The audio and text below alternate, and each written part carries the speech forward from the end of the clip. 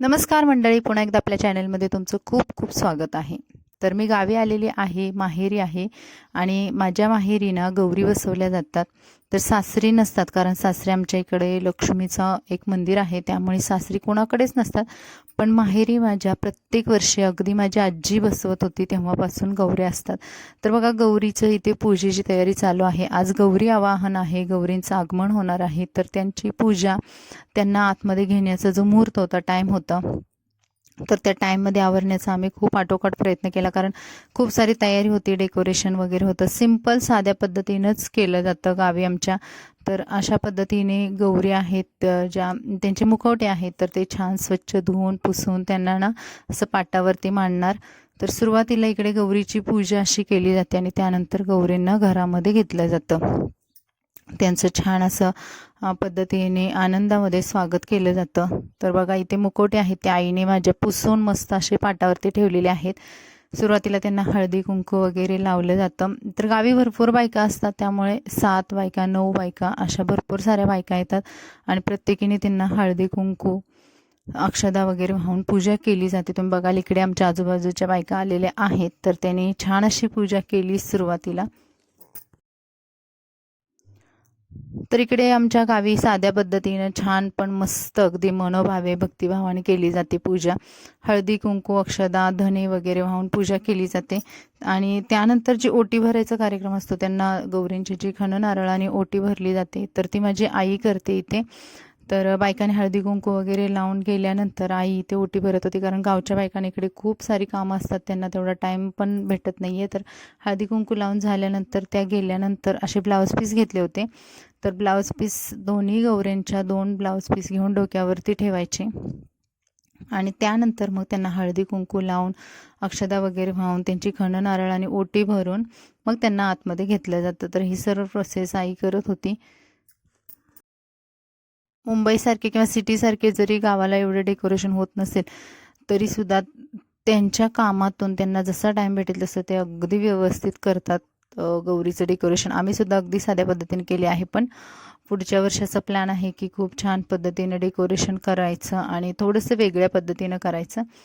तर इकडे बघा, अजून बायका बोलवल्याच होत्या. नंतर हळदी कुंकूचा पण कार्यक्रम होतो गावाला, की बायका आल्यानंतर त्यांना हळदी कुंकू लावणं आणि मग त्या गेल्यानंतर परत मग आम्ही गौऱ्यांना, लक्ष्मीला आतमध्ये घेतल्या. तर त्या बघा, मी आता प्रेग्नंट असल्यामुळे मी देवीची ओटी वगैरे भरत नाही आहे, पण हळदी कुंकू वगैरे लावून फक्त नमस्कार केला, ताट वगैरे ओवाळलं आणि मग लक्ष्मींना घरात घेतलं. तर लक्ष्मींना घरात घेण्याचा टाईम 5:30पर्यंत होतं, 5:27पर्यंत काहीतरी होतं. त्यामुळे आम्ही आई जेव्हा शेतातून आली त्याच्यानंतर मग आम्ही छान असं गौऱ्यांचं डेकोरेशन वगैरे केलं आणि मग लक्ष्मींना आतमध्ये घेतले. इथे बघा, एका ताटामध्ये कुंकूचं पाणी केलेलं आहे आणि गौऱ्यांना किंवा लक्ष्मीला आतमध्ये घेण्याच्या अगोदर अशी त्यांची हाताने पावले उमटवली होती.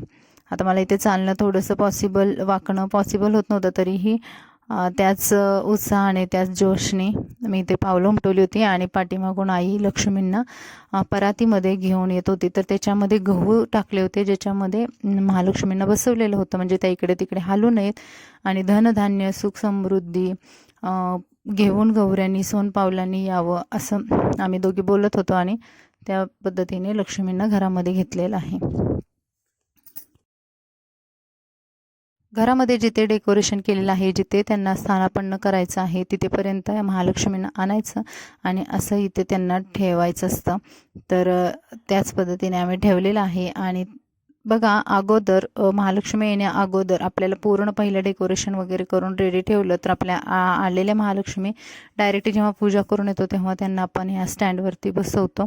तर सुरुवातीची ही माझी तयारी होती, डेकोरेशन मी आणि माझ्या भावाने केलं होतं आणि साड्या नेसवण्याचा जो कार्यक्रम होता तो मी अर्ध्या तासात आवरला खरं तर, पटकन, कारण साडी स्टँडला काष्टा साडी नेसवली होती मी आणि दोन्ही महालक्ष्मींना छान प्रकारे सजवलेलं होतं. तर सुरुवातीला बघा, अशी काष्टा साडी खूप सोप्या पद्धतीने नेसवली होती. तर ह्या काष्टा साड्या गौरीला किंवा लहान मुलींना कशा नेसवायच्या याचा व्हिडिओ आहे मी ऑलरेडी चॅनलवरती अपलोड केलेला आहे. स्वाती स्टाईल जो आपला चॅनल आहे त्याच्यावरती भरपूर सारी साडी ड्रॅपिंग वगैरे व्हिडिओ टाकलेले आहे, तर त्याच्यामध्ये तो व्हिडिओ मी ॲड केलेला आहे, तुम्ही बघू शकता.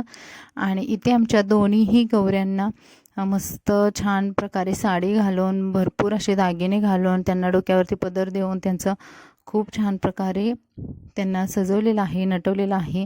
मागे हलकंसं डेकोरेशन केलेलं आहे, लायटिंग्स वगैरे केलेल्या आहेत. आणि संध्याकाळची वेळ झाली होती त्यावेळेस त्यांना असं लायटिंग वगैरे लावल्या, अजूनच थोडासा झगमगाटमुळे, थोड्याशा डेकोरेशनमुळे ते अजून छान खुलून उठून त्यांचं रूप पण दिसत होतं. तुम्हाला मी अगदी जवळसुद्धा दाखवलेलं आहे बघा. 2 गौऱ्या असतात आईकडे आमच्या, आणि त्यांना दागिने घालून असं छान सजवलं होतं. 2 पणत्या वगैरे लावल्या होत्या. काही छोटं छोटं जे साहित्य डेकोरेशनचं होतं घरामध्ये ते सुद्धा ठेवलेलं आहे. तुळस म्हणा, हे लेक चाललेली सासरला, असं जे काही छोटं छोटं डेकोरेशन होतं ते सुद्धा आम्ही पुढं ठेवलं. आणि हे काही पदार्थ आहेत की जे नकली आहेत ते सुरुवातीला ठेवलेले आहेत, कारण पहिल्या दिवशी जेव्हा गौऱ्या येतात त्यावेळेस आमच्याकडे भाजी भाकरीचा नैवेद्य केला जातो आणि तो त्यांचा मान असतो भाजी भाकरीचा. तर शेपूची भाजी आणि भाकरी यांचा नैवेद्य आम्ही ठेवला होता, ते पण तुम्हाला पुढे दाखवणार आहे. त्यांची जी ओटी भरलेली आहे, ओटीचं साहित्य तिथेच त्यांच्या बाजूला ठेवलेलं आहे. ज्या दिवशी गौरी जाणार त्या दिवशी ते साहित्य काढलं जातं. तर अशा पद्धतीने पहिला दिवस छान प्रकारे एन्जॉय केलेला आहे आम्ही. छान गौरींना सजवलेलं आहे आणि त्यांना भाजी भाकरीचा नैवेद्य दिलेला आहे. आता भाजी भाकरीमध्ये बाजरीची भाकरी आणि त्याच्यामध्ये शेपूची भाजी आहे.